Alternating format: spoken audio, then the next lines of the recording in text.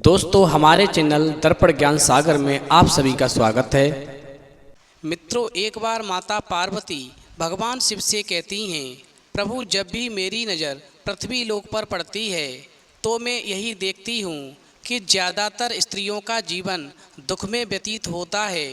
पति का प्यार नहीं मिलता, वह अपने पति के प्यार को पाने के लिए हमेशा तड़पती रहती हैं। उनके सुख दुख की सुनने वाला कोई नहीं होता। मन ही मन में इतना कुढ़ती हैं कि चिंता में उनका शरीर सूख जाता है। आखिरकार ऐसी स्त्रियों के जीवन में पति का सुख क्यों नहीं होता? वहीं भगवान शिव कहते हैं, पार्वती, तुम ठीक कहती हो। अब मैं तुम्हें एक कहानी के माध्यम से बताता हूँ कि जो स्त्रियाँ अपने जीवन साथी का चुनाव ठीक प्रकार से नहीं कर पाती, उनके जीवन में हमेशा तूफान भरा रहता है और उन्हें पति का प्यार नहीं मिलता, क्योंकि पति अपना प्यार किसी और पर लुटाता रहता है और उसकी पत्नी प्यार पाने के लिए तरसती रहती है। वहीं भगवान शिव की बात सुनने के बाद में माता पार्वती कहती हैं, प्रभु, एक बात बताओ, आखिरकार स्त्री को अपने पति का चुनाव कैसे करना चाहिए, अपने जीवन साथी का चुनाव कैसे करना चाहिए?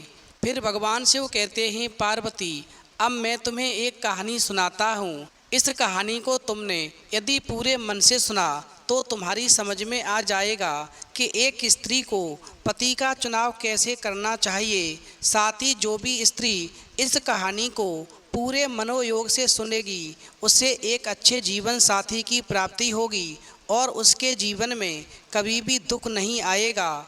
तो मित्रों, कहानी शुरू करने से पहले मेरा आप सभी से अनुरोध है कि आप हमारी कहानी में खो जाएं। उससे पहले हमारे चैनल को सब्सक्राइब करके बेल आइकन अवश्य दबा लें, जिससे हमारी हर वीडियो का नोटिफिकेशन सबसे पहले आप तक पहुंच सके और आप हमारी हर वीडियो से प्राप्त ज्ञान का अपने जीवन में लाभ उठा सकें। तो आइए कहानी शुरू करते हैं। भगवान शिव कहते हैं, पार्वती, एक राजा था, उसकी एक बेटी थी।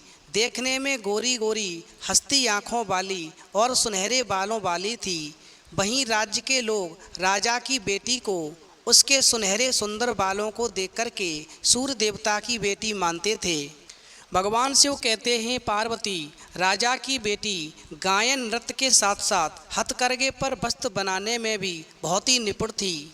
इसलिए राजा अपनी इकलौती बेटी का विवाह 3 धनवान राजकुमारों में से किसी एक से विवाह करके धन कमाना चाहता था, क्योंकि राजा की जनजाति का यही रिवाज था कि लड़के वाले लड़की के पिता को लड़की ब्याहने के लिए धन देते थे। भगवान शिव कहते हैं, पार्वती, इस प्रकार समय धीरे धीरे गुजरता गया और एक दिन राज्य में महिलाओं के लिए हथकरघा के वस्त्र बनाने की प्रतियोगिता हुई और उसके बाद पुरुषों के लिए भी तीर कमान की प्रतियोगिता हुई। भगवान शिव कहते हैं, पार्वती, राजा की बेटी को हर वर्ष की तरह प्रथम पुरस्कार मिला और इस वर्ष तो राजा की बेटी ने कमाल कर दिया था, क्योंकि आकाश से नीले रंग की रेशमी शॉल पर चांद, सूरज और तारे सफ़ेद, सुनहरे, लाल और गुलाबी रंग में बुने थे। चारों तरफ नक्षत्रों की झालर बुनकर के शॉल को सजाया था। विश्वास ही नहीं होता था कि ये शॉल बुनी हुई है। जो भी उस साल को देखता था वो यही कहता था कि किसी कुशल चित्रकार ने इस साल के ऊपर सुंदर तस्वीरें बनाई हैं। भगवान शिव कहते हैं, पार्वती, वहीं महिलाओं की प्रतियोगिता होने के बाद में पुरुषों की तीर कमान वाली प्रतियोगिता हुई। वहीं एक संस्कारी राजकुमार ने तो तीर कमान के कमाल से उड़ते हुए नकली पंछी तितलियों के ऐसे निशान साधे कि और कोई उनके आसपास भी नहीं रह पाया। वहीं राजा की बेटी और संस्कारी राजकुमार का नृत्य देखने के बाद में राज्य के लोग कहने लगे, क्या सुंदर जोड़ी है। भगवान शिव कहते हैं, पार्वती, इस प्रकार राजा की बेटी और संस्कारी राजकुमार चुपके चुपके मिलते थे, क्योंकि दोनों को पता था कि राजा अपनी बेटी के लिए किसी भी तरह दोनों के विवाह के लिए मंजूरी नहीं देगा। इसीलिए उन दोनों ने चुपके से विवाह कर लिया था। वहीं एक दिन राजा ने अपनी बेटी को अपने पास बुलाया और बताया कि 3 देव पुरुष उसके साथ में विवाह करना चाहते हैं। तो राजा की बेटी ने राजा से कहा, पिताजी, मैंने तो विवाह कर लिया है, मेरा विवाह तो हो चुका है। वहीं राजा ने कहा, मैं ऐसे विवाह को नहीं मानता और ना ही वो तीनों देव पुरुष मानेंगे। चूंकि राजा बहुत ही लोभी था और वो अपनी बेटी की शादी अपने मुताबिक करके धन कमाना चाहता था। उसे अपनी बेटी के सुख दुख से कोई भी मतलब नहीं था। इधर राजा अपनी बेटी को नाराज भी करना नहीं चाहता था। वहीं राजा ने कहा, बेटी अब एक ही उपाय है। तो राजा की बेटी ने कहा, क्या पिताजी, आप बताइए, मैं भी जानना चाहती हूँ। वहीं राजा कहने लगा, बेटी मैं तीनों राजकुमारों को एकत्रित करके एक शर्त रखूंगा और जो भी शर्त को पूरा करेगा वही तुम्हारा पति होगा। भगवान शिव कहते हैं, पार्वती चूंकि लोभी बाप के सामने बेटी की एक भी नहीं चली। फिर राजा ने तीनों देव पुरुषों को बुलाया। वहीं जब तीनों देव पुरुष शादी के लिए आ गए तो राजा की बेटी कहने लगी, पिताजी आपने 3 देव पुरुषों को बुलाया है तो मैं ये चाहती हूँ कि आप मेरे कहने से एक राजकुमार को और बुला लें, मैं जिसका नाम बताती हूँ। भगवान शिव कहते हैं, पार्वती वहीं अपनी बेटी की बात को मान करके राजा ने उन 3 देव पुरुषों के साथ में चौथे राजकुमार को भी खड़ा कर लिया। और फिर राजा कहने लगा, मेरी पहली शर्त है कि चारों को जमीन पर इस तरह नृत्य करना होगा या कूदना होगा कि जमीन से संगीत की ध्वनि उत्पन्न हो जाए। वहीं राजा की शर्त को सुनने के बाद में राजा की बेटी और चौथा राजकुमार जिसके साथ राजा की बेटी शादी कर चुकी थी परेशान होने लगे। वहीं चौथे राजकुमार को परेशान होता देख करके उसकी बहन ने चुपचाप कहा, भाई तुम चिंता मत करो, क्योंकि जिस जगह पर तुम्हें नृत्य करना है मैंने वहाँ पर पीतल की प्लेटें मिट्टी के नीचे दबा दी हैं और जब भी तुम जोर से नाचोगे तो उन प्लेटों में से टनक की आवाज़ निकलेगी। भगवान शिव कहते हैं, पार्वती इस प्रकार नृत्य प्रारंभ हुआ। तीनों देव पुरुषों ने नृत्य प्रारंभ किया। तीनों देव पुरुषों के अनेक बार उछल कूद करने पर भी कोई आवाज़ नहीं आई और जैसे ही चौथे राजकुमार ने नृत्य प्रारंभ किया, हर पद न्यास के बाद में टन टन की आवाज़ ने तार दिया और इस प्रकार चौथा राजकुमार जीत गया, जो एक संस्कारी राजकुमार था। भगवान शिव कहते हैं, पार्वती इस प्रकार चौथा राजकुमार प्रतियोगिता को जीत जाता है, परंतु राजा और उसके तीनों देव पुरुष उसकी जीत को जीत नहीं मानते और उसकी जीत को स्वीकार नहीं करते। वहीं इस बार राजा ने शर्त रखी कि तीर कमान से ऐसा निशान लगाना है कि तीर सामने लगी धातु पर जाकर चिपक जाए, नीचे नहीं गिरे। वहीं इस बार भी चौथा राजकुमार राजा की शर्त को सुनने के बाद में परेशान होने लगा। फिर जब चौथे राजकुमार की बहन ने अपने भाई को परेशान होता देखा, क्योंकि वो बहुत ही बुद्धिमान थी, इसीलिए बहन ने उपाय बताया और उसने अपने भाई के तीरों की नोक पर मधुमक्खी के छत्ते से निकाली गई मोम को लगा दिया और फिर प्रतियोगिता शुरू हुई। भगवान शिव कहते हैं, पार्वती पहले देव पुरुष ने निशाना साधा तो उसका तीर धातु पर जाने से पहले ही गिर गया। वहीं दूसरे देव पुरुष ने भी तीर कसा पर निशाना चूक गया और फिर धातु के पास से होकर के वो तीर निकल गया। वहीं तीसरे देव पुरुष ने तीर को धातु पर सही मारा और टन की भी आवाज़ हुई, परंतु तीर धातु से चिपका नहीं और नीचे गिर गया। आखिरकार में चौथे राजकुमार ने तीर मारा, वो सीधा धातु के मध्य में लगा और वहीं पर लगा रहा, क्योंकि चौथे राजकुमार की तीर के नोक पर मोम लगा हुआ था। वहीं ऐसा नज़ारा देख करके राजा और तीनों देव पुरुष फिर से बदल गए और कहने लगे, मैं इन दोनों शर्तों को नहीं मानता, अब आखिरी शर्त होगी। अगर इस बार भी चौथा राजकुमार शर्त जीत जाता है तो वही तुम्हारा पति होगा। फिर तो अपने पिता की बात को सुनकर के राजा की बेटी कहने लगी, पिताजी ये तो बेईमानी है, हर बार शर्त के जीतने पर और एक शर्त कहकर के मुझे और मेरे पति यानी चौथे राजकुमार को आप जुदा करने की कोशिश करते हो। वहीं राजा की बेटी ने अपने पिता से इतनी बातें क्रोध में आकर बोली। वहीं राज्य के बाकी लोगों ने भी राजा की बेटी का साथ दिया। फिर तो लोगों का गुस्सा देख करके राजा और देवपुरुष बोले, अब वाकई में ये आखिरी शर्त होगी और ये शर्त भी यदि चौथा राजकुमार जीत जाता है तो वो ही तुम्हारा पति होगा। भगवान शिव कहते हैं, पार्वती राजा कहने लगा, अब शर्त सुनो, जो कोयले के टुकड़े तथा मिट्टी के कुल्हड़े को सबसे दूर फेंकेगा वही मेरी बेटी का पति होगा। भगवान शिव कहते हैं, पार्वती, इस प्रकार राजा की बेटी ने अपनी बुद्धि से काम लिया और उसने चौथे राजकुमार के कुल्हड़े के अंदर शहद लगा दिया और अपनी पालतू मधुमक्खियों को कोयले के चूरे से लथपथ कर दिया। मानो ऐसा मालूम पड़ता था कि उसमें मधुमक्खियों की जगह कोयला ही भरा हो। फिर तो प्रतियोगिता शुरू होती है। भगवान शिव कहते हैं, पार्वती, इस प्रकार एक एक करके तीनों देव पुरुषों ने कुल्हड़े फेंके और बाद में कोयले के टुकड़े।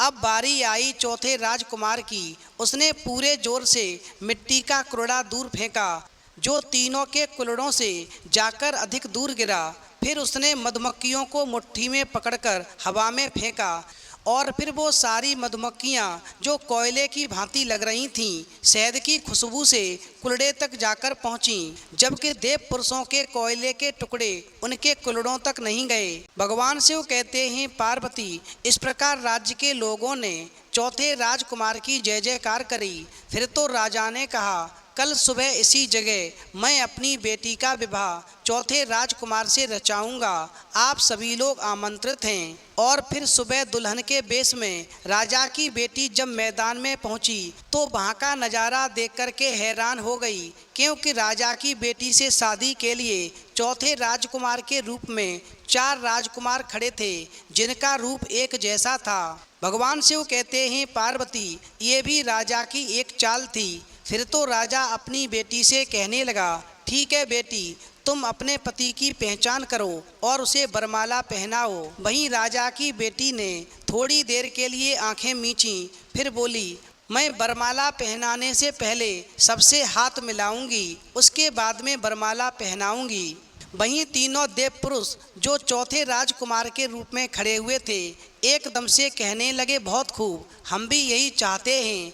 परंतु राजा की बेटी ने देखा कि 3 राजकुमारों ने मेरे साथ हाथ मिलाने की जल्दी की है, वहीं चौथा राजकुमार चुपचाप खड़ा है, वो कुछ भी नहीं बोला। इसका मतलब यही मेरा असली राजकुमार है जो चुपचाप खड़ा है। इस प्रकार जब राजा की बेटी ने पहले राजकुमार से हाथ मिलाया तो उसने जोर से दबाया और आंख मारी, और फिर ऐसा नज़ारा देख कर के राजा की बेटी ने क्रोधित होकर के अपना हाथ छुड़ा लिया और कहने लगी, तू मेरा पति होने के काबिल नहीं है कि तेरी हरकतें बहुत ही गंदी हैं। वहीं फिर राजा की बेटी ने दूसरे राजकुमार के पास हाथ बढ़ाया तो वो राजकुमार इतना पगला गया कि बाहें पसार करके आगे बढ़ने लगा, और फिर ऐसा नज़ारा देख कर के राजा की बेटी खिसक कर निकल गई।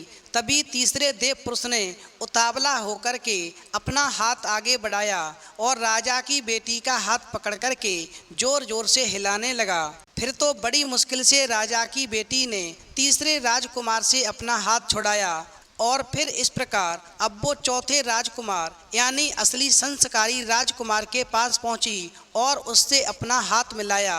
वहीं राजा की बेटी चौथे राजकुमार के परिचित स्पर्श तथा उसकी आंखों से छलकते प्यार से वो निश्चित हुई, क्योंकि उसने उसके साथ में ऐसी कोई हरकत नहीं की जिससे राजा की बेटी को बुरा लगता, और करता भी कैसे, चूंकि चौथा राजकुमार एक संस्कारी राजकुमार था। वहीं राजा की बेटी मन में सोचने लगी, यही मेरा पति है जो जीवन में मुझे सुख दे सकता है, और ये तीनों राजकुमार तो हब्स के पुजारी हैं। ये जब तक चाहेंगे मेरे साथ खेलेंगे, और जब इनका मन भर जाएगा तो मुझे जीवन में भटकने के लिए छोड़ देंगे। भगवान शिव कहते हैं, पार्वती, इस प्रकार राजा की बेटी को चौथे राजकुमार पर पूरा विश्वास हुआ और उसने वरमाला पहनाई, और लोगों ने खुशी से पुष्प की वर्षा करके विवाह की रस्म को पूरा किया। फिर तो ऐसा नज़ारा देख करके लोभी राजा और तीनों देव पुरुष शर्म से गर्दन झुकाए लोगों की झिड़कियाँ सुनते रहे, क्योंकि राजा की बेटी लक्ष्मी की उपासक थी, इसलिए स्वयं लक्ष्मी संत का रूप रख करके राजा की बेटी और उसके पति को आशीर्वाद देने के लिए आईं। वहीं राजा की बेटी से कहा, बेटी, तुमने अपने जीवन साथी का चुनाव ठीक से किया है, तुम्हें जीवन में कोई कष्ट नहीं होगा, तुम्हारा पति हमेशा तुम्हारा ख्याल रखेगा। हमेशा ध्यान रखना, जो स्त्री अपने जीवन साथी का चुनाव करने में 7 बातों का ध्यान नहीं रखती, उसे पति का प्यार नहीं मिलता और उसका जीवन पूरी तरह से बर्बाद हो जाता है। फिर तो राजा की बेटी कहने लगी, हे माँ, मैं भी जानना चाहती हूँ वो 7 बातें कौन सी हैं जिनका ध्यान जीवन साथी का चुनाव करते समय हर स्त्री को रखना चाहिए। तो माता लक्ष्मी कहने लगी, ठीक है बेटी, मैं तुम्हें बताती हूँ, तुम ध्यान से सुनो। नंबर 1, धर्म। शादी से पहले अपने जीवन साथी के बारे में जानना जरूरी है कि वो धर्म के काम को महत्व देता है या नहीं, क्योंकि धार्मिक व्यक्ति अपनी मर्यादा को कभी नहीं भूलता और परिवार के प्रति समर्पित रहता है। नंबर 2, धैर्य। हमेशा ध्यान रखना, धैर्य रखने वाला व्यक्ति परिवार को हर कठिन परिस्थिति से बचाता है। संकट की घड़ी में डटकर खड़ा रहना ही परिवार की ढाल है। शादी से पहले अपने जीवन साथी के धैर्य की परीक्षा अवश्य लेनी चाहिए, जिस प्रकार तुमने अपने चौथे राजकुमार की धैर्य की परीक्षा ली, क्योंकि जब तुमने चौथे राजकुमार से हाथ मिलाया तो उसने तुम्हारे साथ में कोई ऐसी हरकत नहीं की जिससे तुम्हें बुरा लगता और उसने अपने अंदर धैर्य बनाए रखा। नंबर 3, शादी से पहले जीवन साथी के गुस्से की जांच कर लेनी चाहिए। क्रोध से रिश्तों में दरार आती है। क्रोधी व्यक्ति सही और गलत का फर्क भूल जाता है। क्रोधी व्यक्ति जिस समय अपने साथी पर जमकर बरसता है, भले ही वो उचित ही क्यों ना हो, फिर भी स्त्री के मन में वो बातें खटक जाती हैं। नंबर 4, मधुर संचार। बातें रिश्तों को बनाती और बिगाड़ती हैं, इसलिए पति पत्नी के बीच मधुर संचार वैवाहिक सुख की कुंजी है। जीवन साथी के कड़वे बोल दाम्पत्य जीवन में दरार ला सकते हैं, इसलिए जिस जीवन साथी की आप तलाश करें उसकी वाणी में मधुरता का होना बहुत ही जरूरी है। नंबर 5, संस्कारी। जीवन साथी चुनते समय उसकी बाहरी सुंदरता की बजाय उसके गुणों पर विचार करें, क्योंकि एक संस्कारी व्यक्ति शादी के बाद हमेशा अपने साथी के साथ में कंधे से कंधा मिलाकर खड़ा रहता है और ऐसा करने से स्त्री के जीवन में सुख की अनुभूति होती है। नंबर 6, गुणों को भांप लें। अगर आप अपने जीवन साथी चुनने जा रहे हैं तो उसके अंदर के अच्छे गुणों को जरूर भांप लेना चाहिए। व्यक्ति की सुंदरता विवाह का पैमाना नहीं है, बल्कि विवाह के लिए स्त्री या पुरुष के गुणों और संस्कारों को अवश्य देखना चाहिए। जीवन साथी चुनते समय अपने ऊपर किसी तरह का दबाव नहीं लेना चाहिए, ये पूरी जिंदगी का मामला होता है और इसीलिए सोच समझ कर के फैसला लेना चाहिए, क्योंकि दबाव में लिए गए फैसले के बाद शादी मजबूरी बन जाती है और इसमें आपको बार बार समझौता करना पड़ता है। इसीलिए हर स्त्री को अच्छा जीवन साथी प्राप्त करने के लिए इन 7 बातों पर विशेष ध्यान देना चाहिए और इन 7 बातों को ध्यान में रखते हुए ही जीवन साथी का चुनाव करना चाहिए।